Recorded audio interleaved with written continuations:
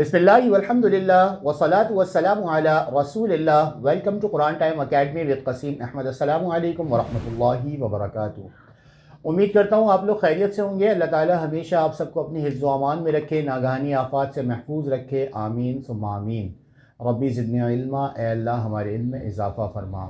आमीन। अच्छा जी, सूरह अलक़ हम लोग पढ़ रहे थे। बस वो एक कायदा था जो आप लोगों को बताना था।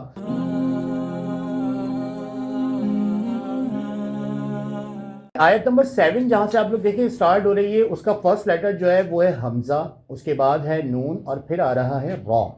अब यहाँ पे वो रूल क्या है, हमज़ा के ऊपर ज़बर है, नून के ऊपर साकिन है और रॉ के ऊपर जो है ना वो तशदीद है। यहाँ पे नून को आप लोगों ने साइलेंस करना है और हमज़ा को रॉ के साथ मिलाना है। यहाँ पे रूल क्या है कि अगर साकिन लेटर आ जाएगा, किसी लेटर के ऊपर साकिन है और उसके फ़ौरन बाद वाले लेटर के ऊपर तशदीद है, जो पहले वाला लेटर आप मिला रहे हैं उसमें आप जो है वो साकिन वाले लेटर को स्किप करेंगे और तशदीद वाले लेटर को पढ़ेंगे।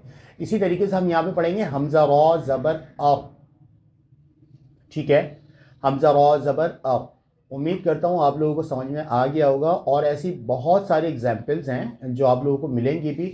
बस आप लोग ये याद रखिए कि साकिन के बाद अगर तशदीद वाला लेटर आ जाएगा तो साकिन वाला लेटर स्किप हो जाएगा। ये बहुत आसान सा तरीका है।